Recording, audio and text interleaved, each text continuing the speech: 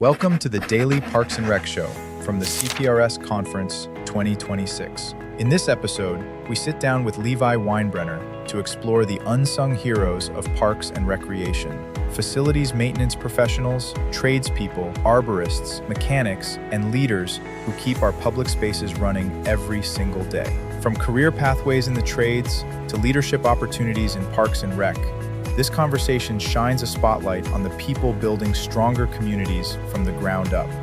Let's dive in.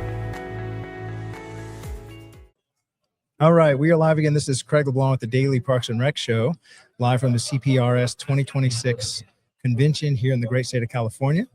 And I have a special guest with us, Levi, to answer a question. I've already forgot the question. How to get more people involved in D&I, is that correct? D&O, yes. Development Operations. All right, so first let's just define what is development and operations. Development Operations is the part of Parks and Rec that deals with the facilities and building and taking care of all the places where we're doing these wonderful programs. So this is basically facilities maintenance, taking care. These are the crews that are cutting the grass, that are managing the little projects, that are fixing the playgrounds.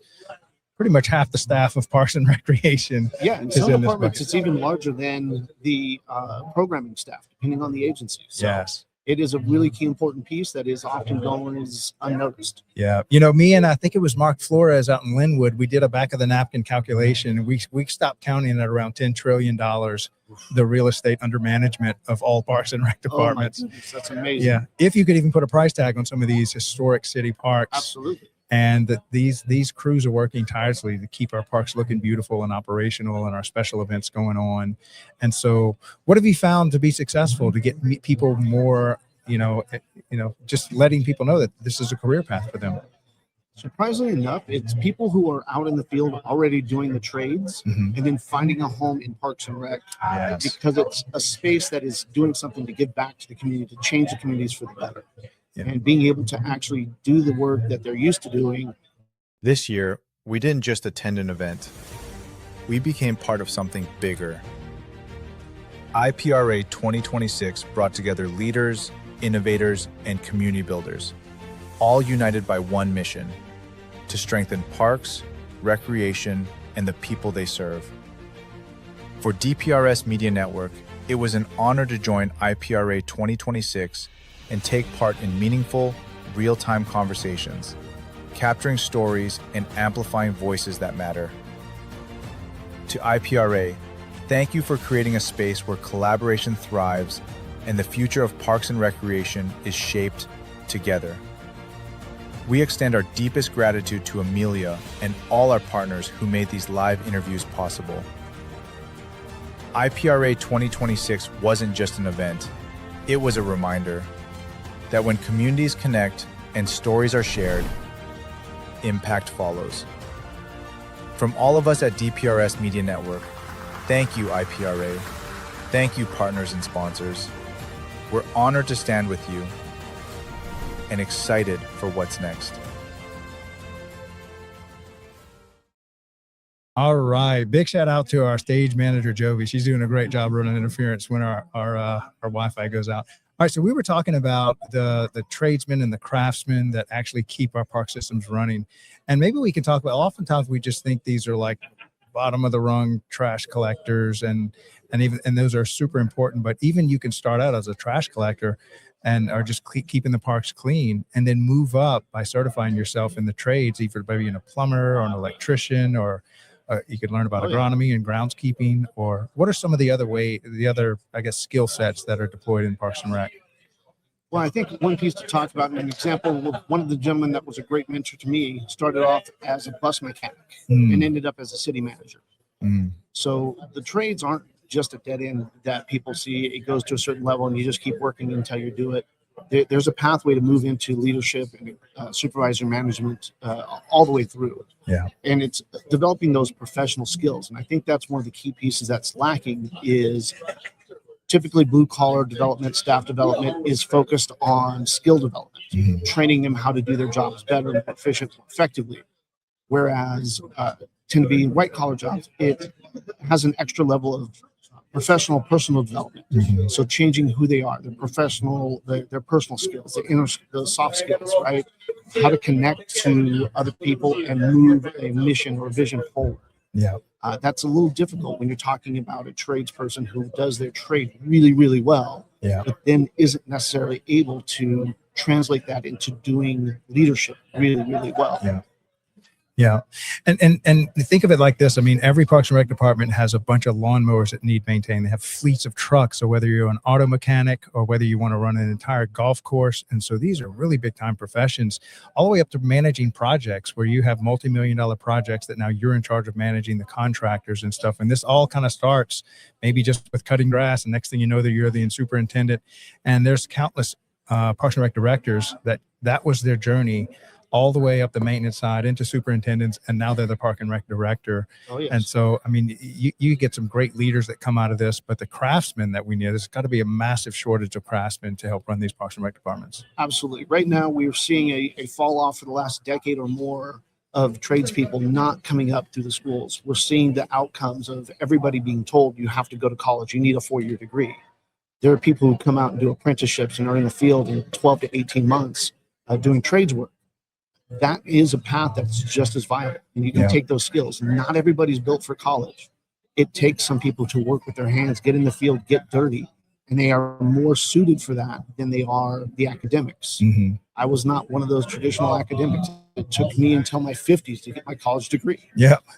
But I was really good at doing things and making things happen in reality. So I spent time in the recreation field, time in the development operations, maintenance field, and I've gotten both sides of it. And I've been really privileged to see both sides of what we can do and how they both influence making the communities a better place. Yeah. Yeah. And if you develop those skills, that you can really take those skills with you for life and those certifications. An entrepreneur I follow, his name is Chamath Palihapitiya. I discovered him in venture capital work. And right now for these big data centers, I can't believe this. They're paying $250,000 to $300,000 a year for a master electrician that can run a couple other electricians in these data centers. Oh, yeah. And a lot of times you can pick up these skills at your city, and then the city needs same thing. They need master electricians, they need plumbers, they need carpenters, you name it. So this is definitely a skill set that you can pay the bills with and do very well for yourself. Oh yeah, I've got one of my old workers. He was a part-time guy for me doing parks and rec stuff on the recreation side. Didn't really see the college route as his thing. He did a year or two, dropped out, just was working anything he could do to do more work and stay busy. Yeah. He eventually got picked up by the water department, got his pipe fitters license, moved up to class 2, 3 in the water treatment side of things. Ended up moving out at just shy of 30 years old to a place in Oregon where he's making $150,000, $200,000 a year. Wow. With a high school degree. Yeah. A high school diploma. Yeah. Yeah. Because in those trades, if you can get the job done, you're hired. Yep. Yeah. And there's so many ways you can go. So if you're interested in another one that's not a lot talked about is the urban forestry divisions, which oftentimes sits under the Parks and Rec department. Yep. And so these are your tree surgeons, your master arborists, people that can run equipment. And I can tell you a lot of these cities have like 20,000 trees that are on public land. And some of these trees are like 200-300 years old that are like, you know, these are treasures of the community. And these are the people that keep these trees healthy and keep them going year round. And that's just one example of how Parks and Rec really serves that facilities maintenance side. Absolutely. And when you start looking at the horticulture side of it, you have a heritage tree or a species that is a keystone species in this environment. Mm-hmm. If you take that out because of the urban growth and put it in with this nice, neat little cute tree, you lose all of those species, the flora and fauna that are dependent on that species being present in that space because it doesn't thrive anywhere else. Yeah. And that urban infiltration does have an impact on it. So you do need those arborists, those tree surgeons, the folks that are out there taking care of those trees and keeping them alive for generations. And sometimes, like you said, hundreds of years, and especially in these older communities. Yeah. Yeah. And then we talk about Parks and Rec being the builders of community, and we're thinking more of the human side, but this is more the physical side of, no, you're actually building the park. You're maintaining the greens, the common spaces, you're building the playgrounds and stuff, and you're maintaining all these. And so if you love to build things, if you're like one of those Lego maniacs that just loves to tinker and build stuff, you should definitely check out Parks and Rec on the facilities maintenance side. That's like half the employees in Parks and Rec. Oh yeah. And there's one really neat space about that is you get to go out and spend your entire day in a park.